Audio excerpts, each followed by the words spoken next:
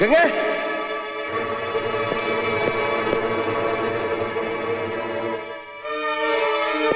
ഗംഗേ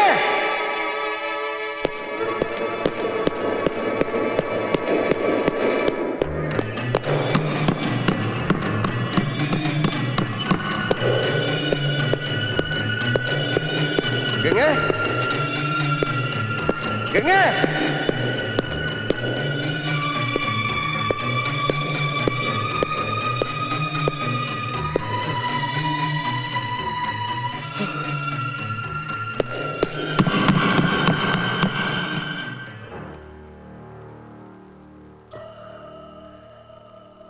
ഗംഗ എവിടെ?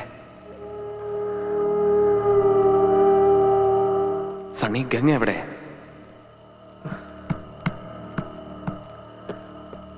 സണ്ണി, ഗംഗ എവിടെ എന്നാണ് ചോദിച്ചത്. നോക്കാം.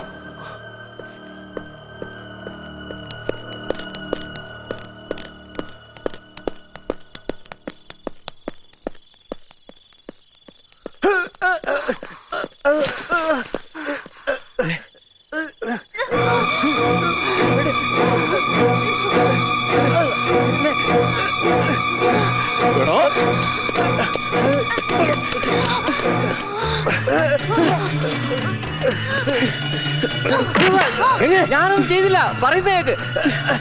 അവനാണ് എന്നെ വെറുതെ വിടന്നെ. ഞാൻ പറയുന്നേക്ക്, ഞാനൊന്നും ചെയ്തില്ല. പറയണ്ടോ? എന്താ ഈ കാണിക്കുന്നത്? അയാളെ ചെയ്തത്. നീ പോയി ഗംഗയെ നോക്ക്. ഞാനൊന്നും ചെയ്തില്ല, അവരാണ്. I know. Cool down. Come. I need your help. ഗംഗേ, Come.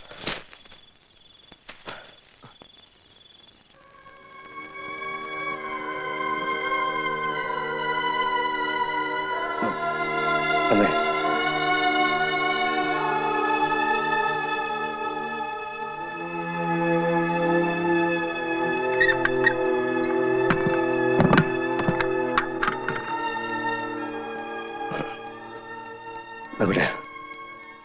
ഞാൻ കരുതിയിരുന്നതിലും വളരെ മുൻപ് തന്നെ വേദനിപ്പിക്കുന്ന കുറെ കാര്യങ്ങൾ നീ ഇപ്പോൾ അറിയാൻ തുടങ്ങിയാണ്.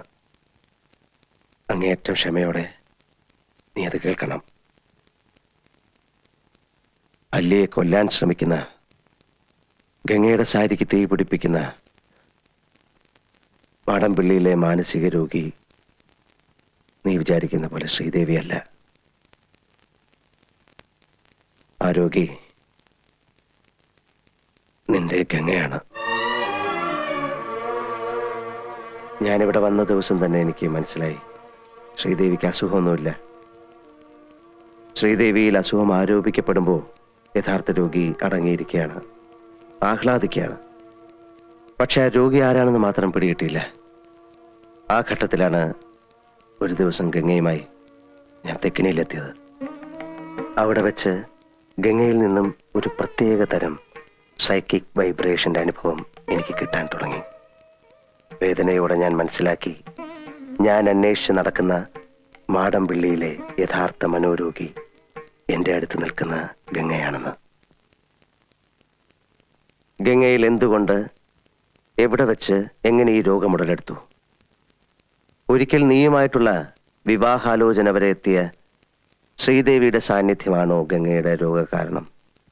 അതറിയാനാണ് അന്ന് ഞാൻ ശ്രീദേവിയും കൂട്ടി അമ്പലത്തിൽ പോകാൻ പറഞ്ഞത്. പക്ഷെ ഗംഗയ്ക്ക് അതൊരു പ്രശ്നമേ അല്ലെന്ന് എനിക്ക് വളരെ വ്യക്തമായി.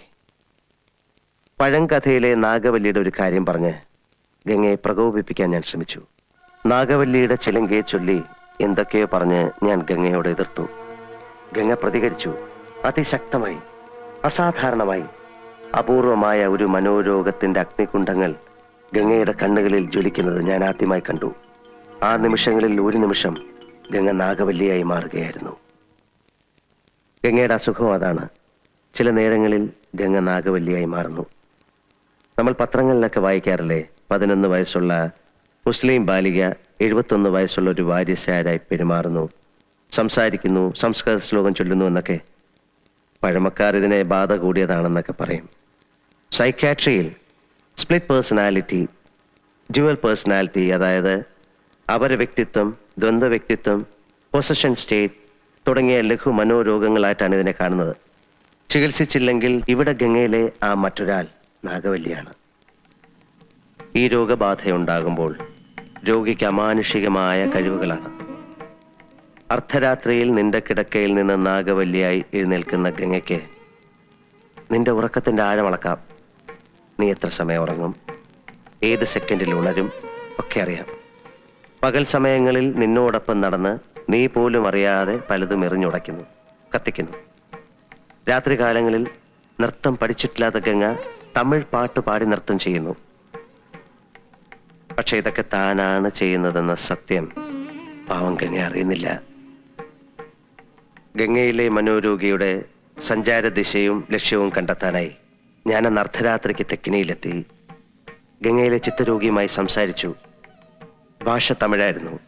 ന്യൂറോസിസിൽ തുടങ്ങി സൈക്കോസിസിന്റെ, ചിത്തഭ്രമത്തിന്റെ സങ്കീർണമായ മേഖലകളിലൂടെ സഞ്ചരിച്ച് വല്ലാത്ത ഒരു കൊലപാതക പ്രവണതയുമായി നിൽക്കുകയായിരുന്നു ഗംഗ അന്നവിടെ.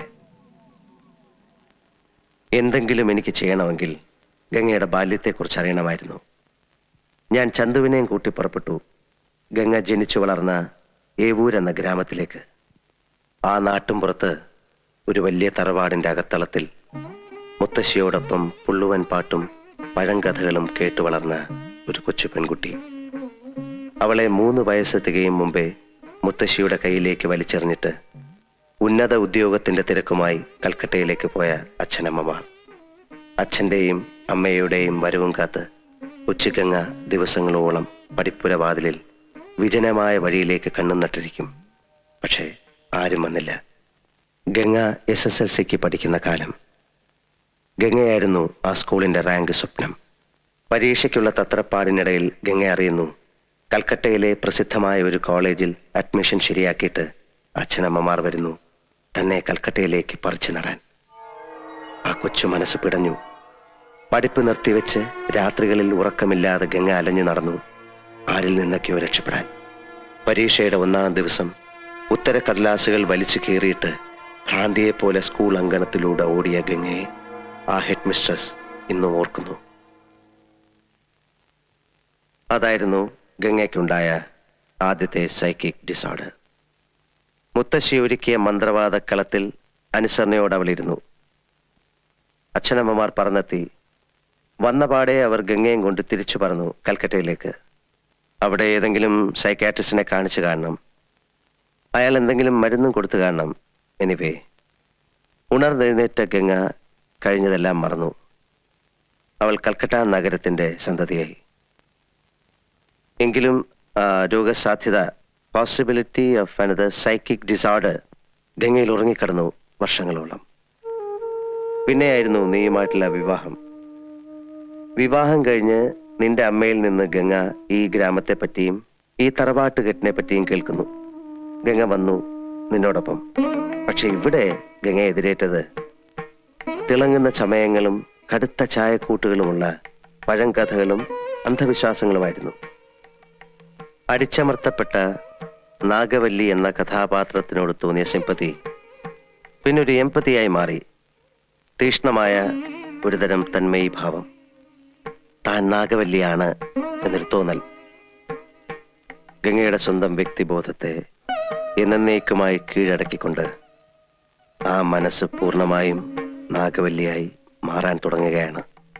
അതനുവദിച്ചുകൂടാ, ചികിത്സിക്കണം. അതിനാദ്യം വേണ്ടത് താനൊരു രോഗിയാണ് എന്നുള്ള കാര്യം ഗംഗയെ ഒരിക്കലും അറിയിക്കാതിരിക്കുക എന്നതാണ്.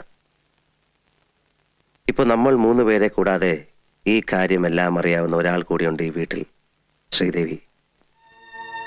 ഒരിക്കൽ എല്ലാവരുടെയും മുൻപിൽ വെച്ച് ഗംഗയുടെ രോഗം പുറത്തു വരാൻ പോകുന്നു എന്ന് തോന്നിയ ഒരു ഘട്ടത്തിൽ അതൊഴിവാക്കാനായി ഞാൻ ശ്രീദേവിയെ മുറിയിലിട്ട് പൂട്ടി.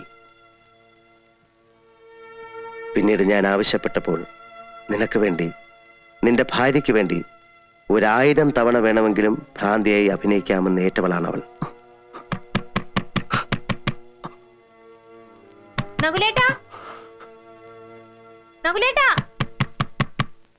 ഈ വാതിലൊന്ന് തുറന്നേ. ഇതാരെ പൂട്ടിയേ? നകുലേട്ടാ,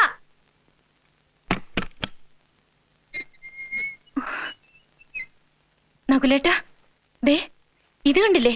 ഇന്നലെ രാത്രിയിൽ അമ്പലത്തിൽ പോയിട്ട് വന്ന മുറിയിൽ അഴിച്ചിട്ട ഡ്രസ്സാ. കണ്ടോ, സർവത്ര കീറി പറിച്ചു വെച്ചിരിക്കുന്നു. ദേ, ശ്രീദേവി ആയിരിക്കും. അല്ലാതെ പിന്നെ ആരാ? സാരമില്ല. ഇന്നലെ കഥകളിയൊക്കെ എങ്ങനെ ഉണ്ടായിരുന്നു? മുഴുവൻ കണ്ടില്ലല്ലോ. ഉറക്കം വന്നിട്ട് എപ്പോഴാ തിരിച്ചു വന്നേന്ന് അറിയില്ല. അല്ല, മഹാദേവനോ എപ്പോ വന്നു? കുറച്ചു നേരമായി. അതും കൊള്ളാം. എന്നിട്ടാണോ നകുലേട്ട എന്നോട് പറയാതിരുന്നേ? നിങ്ങളിരിക്കെ, ഞാൻ ഇപ്പൊ കാപ്പി കൊണ്ടുവരാം.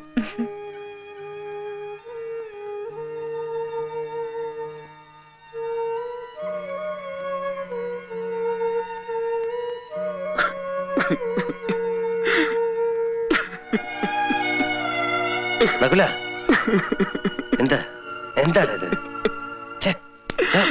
എന്താ എന്താ ഈ കാണിക്കുന്നത്? Cool down, cool down, relax. ഏയ്, റിലാക്സ്, റിലാക്സ്, റിലാക്സ്. ഒരു മിനിറ്റ് പ്ലീസ്.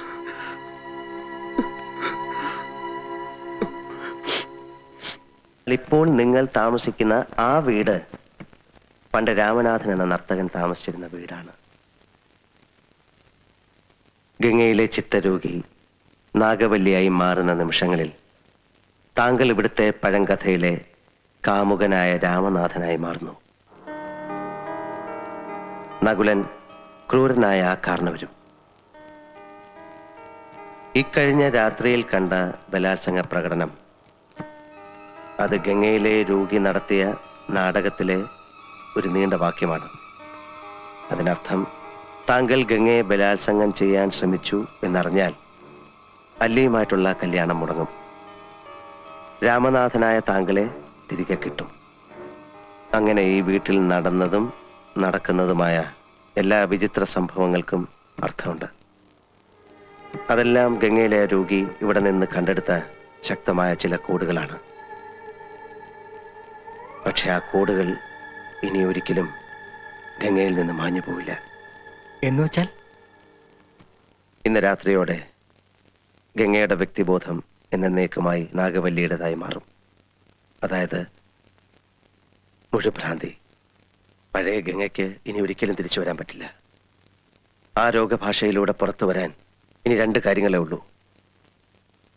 നകുലിനെ ഏത് നിമിഷം വധിക്കപ്പെടും, ഗംഗ ആത്മഹത്യ ചെയ്യും. എനിക്ക് നകുലിനെയെങ്കിലും രക്ഷിക്കണം.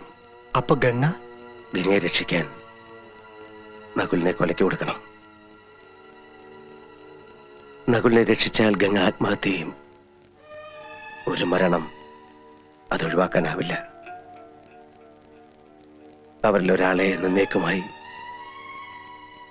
മറന്നു കളഞ്ഞേ പറ്റൂ. അല്ലെങ്കിൽ എന്തെങ്കിലും മിറാക്കിൾ സംഭവിക്കണം.